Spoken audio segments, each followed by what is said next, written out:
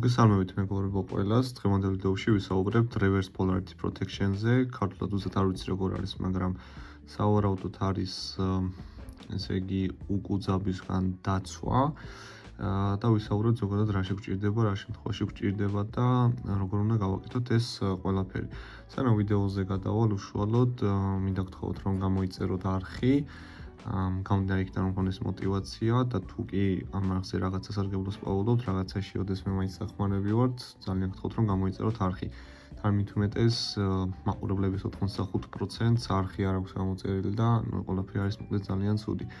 ალბათ ამ პლატის ესე იგი შექმნის time-lapse ნანახი გექნებათ ჩემს არხზე. მოკლედ ჩამოვიდა ეს პლატა, კომპონენტებიც ჩამოვიდა, ყველაფერი ავაწყე მოკლედ მუშაობდა და ეს პლატა მოკლედ მუშაობდა ლითიუმის აკუმულატორზე. რამოდენიმე ტესტირების შემდეგ, რამოდენიმე ჩართო გამოცდის შემდეგ, რამოდენიმე დღის მერე იდეაში მაგას მნიშვნელობა არ აქვს.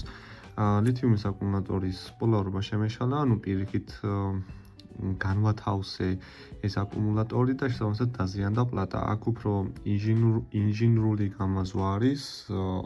გამომდინარე იქიდან რომ ალბათ ყველა მიჩვეული ვართ რომ პლუს ტერმინალი არის ზემოთ, ხოლო მინუსი ქვემოთ. ჩვენ შემთხვევაში არის პირიქით, ალბათ მეც მაგიტომ ამერია, თუმცა მაგასაც დიდი მნიშვნელობა არ აქვს. ფაქტია ამერია და შესაბამისად დაზიანდა პლატა. აქ თუ ხედავთ შავად ანუ აქ გადიოდა ერთ-ერთი წვრილი ტრეისი და მოკლედ ჩართვის გამო ეგ ტრეისი დაზიანდა. ეს არ არის დიდი პრობლემა, ყველაზე გულდასაწყვეტი რაც არის ის რომ რამოდენიმე კომპონენტი ამ ყველაფერმა თან გაიყოლა, დაზიანდა, დაიწვა, გახდა გადასაგდები და იდეაში ყველაზე ცუდი რაც არის, ის არის რომ ეგ კომპონენტები საქართველოში სამწუხაროდ არ იყიდება.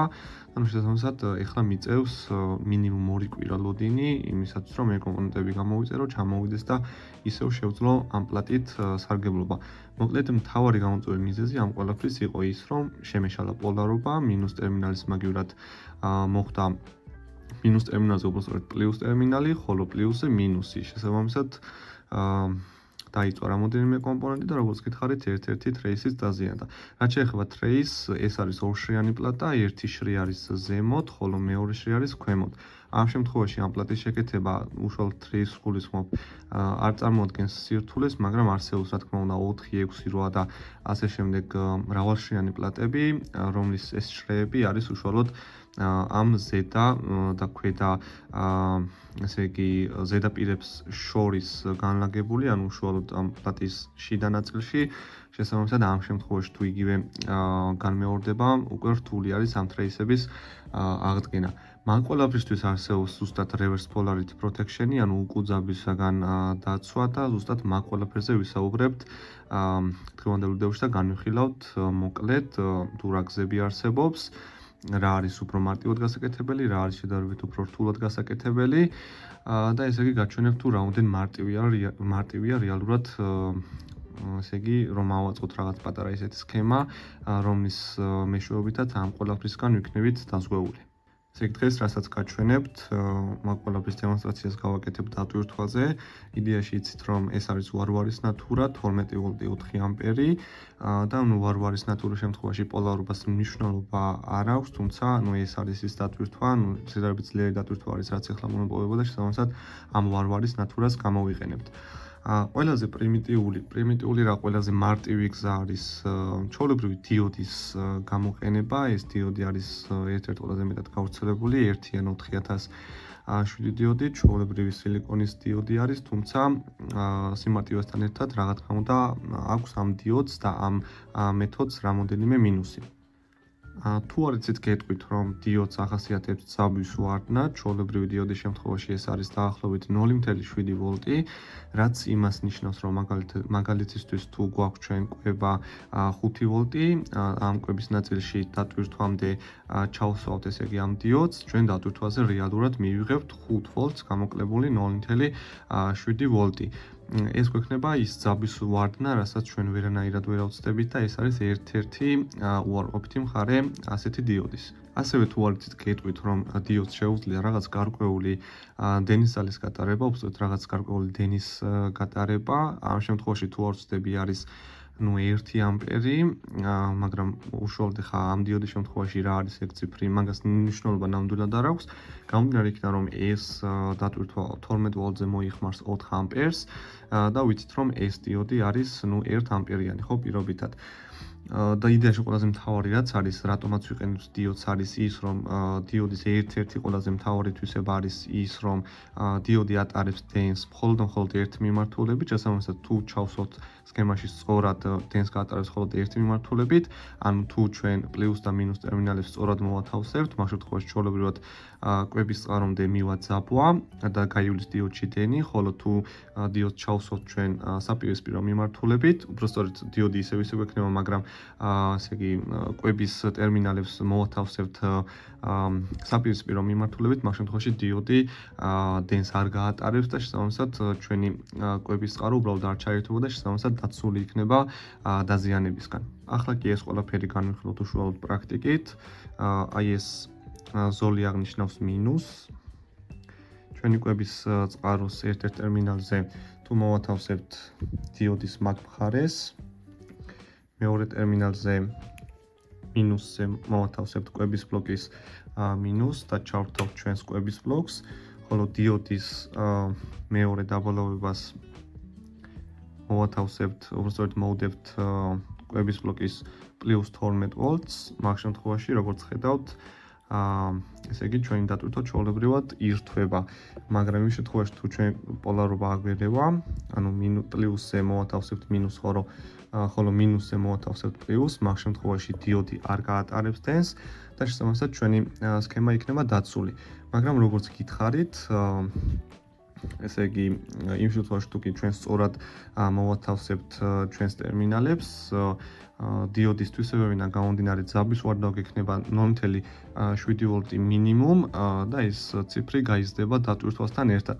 ხოლო ეს დატვირთვა, როგორც გითხარით, უბრალოდ ეს დიოდი არის 1 ამპერიანი და ხანგრძლივი მუშაობის შემთხვევაში დიოდის ტემპერატურა მოიმატებს და რაღაც გარკვეული პერიოდის განმავლობაში, ეხლა თუ ხედავთ, არ ვიცი, უკვე კვამლსაც უშვებს და რაღაც გარკვეული პერიოდის განმავლობაში ის აუცილებლად გამოვა მწყობრიდან. ეს არის ის უარყოფითი მხარეები, რაც ახასიათებს უშუალოდ დიოდს. თუ კი ვიყენებთ ჩვენ ისეთ შემთხვევაში, სადაც არ გვაქვს დიდი დატვირთვა და ეს ძაბვის ვარდნა ჩვენ შემთხვევაში არ არის მნიშვნელოვანი, მაშინ მაგ შემთხვევაში ეს ერთცალი დიოდიც კი თქვენს პრობლემას აბსოლუტურად 100%-ით მოაგვარებს. ასევე შეგახსენებთ, რომ ჩვეულებრივი დიოდისგან განსხვავებით არსებობს კიდევ შოტკის დიოდები, რომელსაც ახასიათებს შედარებით უფრო ნაკლები ძაბვის ვარდნა, შესაბამისად ამ შემთხვევაში გვაქვს ენერგიის უფრო მცირე დანაკარგი, თუმცა მოდი გავზომოთ ახლა ჩვეულებრივად 12 ვოლტზე 4 ამპერზე, ესე იგი ამ შემთხვევაში რა გვექნება ძაბვის ვარდნა და შესაბამისად თქვენ თვითონ შეგიძლიათ გადაწყვიტოთ ეს ყველაფერი რამდენად მისაღები არის თქვენთვის. მოკლედ დიოდი მოვათავსოთ ისე რომ ჩვენმა სქემა მიმუშაოს, თქვენ ახლა მულტიმეტრზე გავეცდები რომ გამოჩნდეს. მულტიმეტრზე თქვენ ახლა დაინახავთ ესე იგი ძაბვის ვარდნას უშუალოდ ამ დიოდზე და ეს არის თუ ვერ ხედავთ 0.85 ვოლტი დაახლოებით. ანუ ეს იმას ნიშნავს, რომ კვების წყაროზე თუ გვაქვს ესე იგი 12 ვოლტი, ჩვენს დატვირთვამდე დიოდის შემდეგ მივა უკვე 12 ვოლტს გამოკლებული 0.85 ვოლტი. ეს ჩვეულებრივი დიოდის შემთხვევაში შედარებით უფრო მეტი იქნება, ანუ შოტკის დიოდის გამოყენების შემთხვევაში ჩვეულებრივ დიოდთან შედარებით უკეთესი ვარიანტი არის რეალურად, თუმცა რა თქმა უნდა იდეალური ვარიანტი ესეც არ არის. ესე იგი ჩამოვყალიბდით იმაზე, რომ დიოდის შემთხვევაში გვაქვს რამდენიმე მინუსი, ერთი ეს არის ის დენის ძალა, რისი გატარებაც რეალურად შეუძლია ამ დიოდს და არის ასევე ესე იგი ენერგიის მაღალი დანაკარგი, რეალურად რაც გამოიხატება სითბოში, გამოიყოფა უბრალოდ სითბოში, ცდება ასე რომ თქვა სითბოში და შესაბამისად ეგ არაფერში არ გვაწყობს, თუმცა როგორც გითხარით, დაბალი სიმძლავრის შემთხვევაში, როდესაც ჩვენი მომხმარებელი არ არ მოითხოვს დიდ სიმძლავრეს, მაგ შემთხვევაში კიდევ შესაძლებელი არის, რომ გამოვიყენოთ ჩვეულებრივი ან შოტკის დიოდი. ასევე გეტყვით, რომ შოტკის დიოდთან ერთად იყენებენ მცველს და ეს ორი კომპონენტი ერთმანეთთან კომბინირებული მუშაობის შემთხვევაში ენერგიის დანაკარგს საერთოდ არ იძლევა, თუმცა იმ შემთხვევაში თუ ჩვენ პოლარობა აგვერევა, იმ დროის განმავლობაში რა დროს ჭირდება იმისათვის, რომ მცველი დაიწვას და შესაბამისად რეალურად ის კომპონენტები დაიცვას ესე იგი დაწვისგან, მაგ შემთხვევაში ეს დრო საკმარისი არის რაღაც გარკვეული სენსიტიური კომპონენტების შემთხვევაში, რომ მაინც დაზიანდეს, შესაბამისად ეგ გზაც არ არის მაინც და მაინც სრულყოფილი.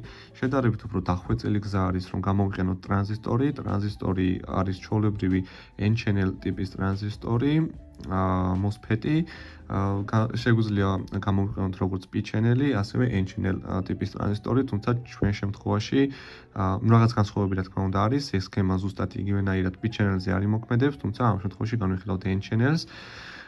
და ასევე დამატებული გვაქვს ამ N-channel-ზე, ესე იგი ეს არის ზენერის დიოდი, რომელიც მოთავსებული არის ესე იგი gate-სა და source შორის, როგორც ხედავთ, მინუს ტერმინალი არის source-ისკენ ესე იგი დაკავშირებული და ასევე გვაქვს 100 კილოომიანი წინაღობა gate-სა და მინუს შორის. ამ ორი კაბელიდან ეს კაბელი, ზოლიანი კაბელი არის მინუსი, რომელიც არის საერთო ჩვენი კვების წყაროსა და კვების წყაროსთვის და დატვირთვისთვის, ხოლო ესე იგი source-ზე გვაქვს პლუს ტერმინალი, დატვირთვის პლუს ტერმინალი. იდეაში ჩვენ ვაკონტროლებთ პლუს ტერმინალს, როგორც უკვე მიხვდით. ეხლა კი ჩვენ ჩვეულებრივად შევაერთოთ მოკლედ დატვირთვა, როგორც გითხარით, დატვირთვის მინუსი ჩვენ შემთხვევაში აზრი არ აქვს, მნიშვნელობა არ აქვს, რომელი იქნება.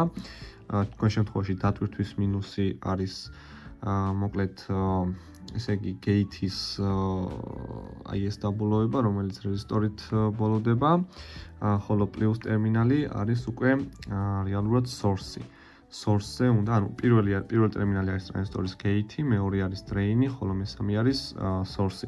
source-ზე ვაკავშირებთ ჩვენი დატვირთვის პლუს ტერმინალს. რაც შეეხება უშუალოდ კვების წყაროს, როგორც გითხარით, ესე gate-ი არის საერთო, შესაბამისად კვების წყაროს მინუს ვაკავშირებთ gate-ზე, ისევე როგორც დატვირთვის მინუს, ხოლო პლუს ჩვენი კვების წყაროს პლუს 12 ვოლტს ვაკავშირებთ ესე იგი ტრანზისტორის შუა ტერმინალზე. ამ შემთხვევაში, როგორც ხედავთ, ესე იგი ჩვენი დატვირთვა არის ჩართული, ხოლო იმ შემთხვევაში, როდესაც ჩვენ ესე იგი კვების წყაროს პოლარობას დავაკავშირებთ არასწორად, ანუ მინუსზე პლუს, ხოლო პლუსზე მინუს, მაგ შემთხვევაში, როგორც ხედავთ, ჩვენი დატვირთვა არ ირთვება. ერთი საინტერესო ფაქტი არის დარჩენილი და გადასამოწმებელი, როდესაც გვაქვს ჩართული მაგ შემთხვევაში, ესე იგი გვაქვს თორე საერთოდ ენერგიის დანაკარგი. რეალურად ამ სქემაში ეს არის მხოლოდ გასაგები. ეხლა გავზომოთ ჩვენ ესე იგი შემავალი ძაბვა და ასევე გამომავალი ძაბვა. არ ვიცი რამდენად ხედავთ ეხლა, თუმცა მაინც გეტყვით, შემავალი ძაბვა გვაქვს 11.85 ვოლტი, ხოლო გამომავალი ძაბვა გვაქვს 11.51 ვოლტი. ანუ 4 ამპერზე რეალურად ჩვენ ვიღებთ 0.3 ვოლტით უფრო ნაკლებ ძაბვას გამომავალზე, რაც იდეაში არის სავსებით მისაღები და ასევე უნდა გაითვალისწინოთ ტრანზისტორის შესაძლებლობები. გამომდინარე იქიდან, რომ მაღალ დატვირთვაზე შესაძლებელი არის, რომ ამ ტრანზისტორს დაჭირდეს ესე იგი გაგრილება რადიატორის სახით. რაც შეეხება ტრანზისტორის არჩევას, ეს კონკრეტული ტრანზისტორი არის IRF 5210, გვაქვს როგორც გითხარით ზენერის დიოდი და ასევე გვაქვს 100 კილოომიანი წინაღობა. რაც შეეხება ტრანზისტორის არჩევას, შეგიძლიათ ამის დატაშიტი ნახოთ. აქ ერთ-ერთი ყველაზე მნიშვნელოვანი პარამეტრი ამ ტრანზისტორის შემთხვევაში არის RDS-ონი, ანუ ეს არის შიდა წინაღობა, რომელიც უნდა იყოს მაქსიმალურად უფრო დაბალი. ეს წინაღობა თუ იქნება მაღალი, ანუ რაც უფრო მაღალი იქნება ეს შიდა წინაღობა, მაგ შემთხვევაში ენერგიის დანაკარგი გვექნება უფრო დიდი. თუ კი თქვენ ნახავთ ტრანზისტორს, რომელსაც აქვს შედარებით უფრო ნაკლები შიდა წინაღობა, მაგ შემთხვევაში ის 0.3 ვოლტიც არ იქნება სიტყვაზე 4 ამპერზე და იქნება შედარებით უფრო ნაკლები. ანუ ეს შიდა წინაღობა განაპირობებს უშუალოდ ამ ენერგიის დანაკარგს. ამ შიდა წინაღობის გამო იქნება ზუსტად ეს ძაბვის ვარდნა, და ბუნებრივია, რაც უფრო ნაკლები იქნება წინაღობა, ძაბვის ვარდნაც გვექნება შედარებით უფრო ნაკლები და ამ შემთხვევაში ენერგიის დანაკარგიც ბუნებრივია გვექნება შედარებით უფრო ნაკლები. უბრალოდ იმისათვის, რომ დავარწმუნეთ, რომ ყველაფერი კარგად გავიგეთ, მოდი უბრალოდ ერთხელაც გავიაროთ თუ რა არის ეს ყველაფერი და რაში არის საჭირო. როგორც გითხარით, ტრანზისტორის პირველ ფეხზე რეზისტორის შემდეგ არის საერთო მინუსი, ეს მინუსი არის როგორც დატვირთვის, ასევე კვების წყაროს მინუსი. და მესამე ტერმინალი ტრანზისტორის არის აუთპუთი პლუსი, რომელიც მიდის ჩვენს დატვირთვაზე, ჩვენს მომხმარებელზე. ხოლო შუა ტერმინალი არის კვების წყაროს პლუსი. როდესაც ჩვენ ჩავრთავთ ჩვენს კვების ბლოკს, მაგ შემთხვევაში, როდესაც სწორად გვაქვს პოლარობა, გულისხმობ აი ამ ტერმინალზე, შუა ტერმინალზე გვაქვს პლუსი, ხოლო პირველ ტერმინალზე გვაქვს მინუსი, მაგ შემთხვევაში ჩვეულებრივად ტრანზისტორი ატარებს დენს და შესაბამისად ირჩება ჩვენი დატვირთვა. ხოლო იმ შემთხვევაში, როდესაც ჩვენ ეს პოლარობა აგვერევა, თუ კი აგვერევა რა თქმა უნდა, მაგ შემთხვევაში უბრალოდ არაფერი არ ხდება და ჩვენი კომპონენტები, ან ჩვენი დატვირთვა, ჩვენი პლატა არ აქვს მნიშვნელობა რა იქნება შეერთებული, მაგ შემთხვევაში ესე იგი ტრანზისტორი დენს არ გაატარებს, შესაბამისად ეს ყველაფერი, რაც გვექნება დატვირთვაზე შეერთებული, იქნება დაცული, არ დაზიანდება, არ დაიწვება და ასე შემდეგ. სულ ეს იყო შეგახსენოთ, რომ ეს არის მოკლე მიმოხილვა. თუ მოგეწონოთ ეს ვიდეო, შეგიძლიათ დალაიქოთ, გამოიწეროთ არხი, თუ რაიმე კითხვა გექნებათ, შეგიძლიათ დაწეროთ კომენტარებში, ასევე აღწერაში იქნება Facebook ჯგუფი, სადაც შეგიძლიათ გაწევრიანდეთ და თუ რაიმე კითხვები გექნებათ ზოგადად, შეგიძლიათ ფოტოც ატვირთოთ, დასვათ კითხვა და შესაბამისად მიიღებთ ამომწურავ პასუხს.